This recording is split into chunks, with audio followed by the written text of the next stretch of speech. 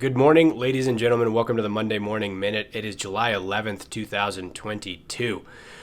First up, we have stocks this week. Actually, some good news last week. Not too bad. U.S. stocks were up around 2%. International's up about 1%. Emerging markets just the same, right about 1% on the week.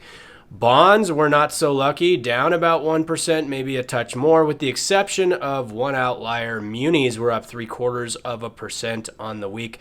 Something that I think is not getting enough attention, though, is, yep, you guessed it, the yield curve. It inverted again, and it has remained inverted for an entire week. We're going to be tracking that pretty closely. Remember, the yield curve inversions have been a precursor to the last 5 recessions that we've had.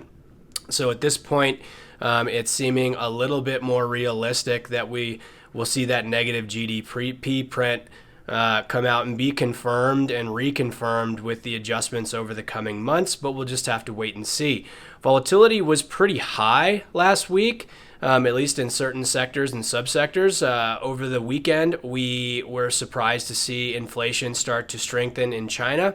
They're also doing lockdowns again. The first version, or I guess the first case of Omicron B5 or I don't really know exactly what it's called, was caught in Shanghai, and they closed Macau casinos again. So that's some breaking news there, just as China was starting to accelerate. In terms of data this week, we don't have a ton to look at except for one big one on Wednesday is CPI data.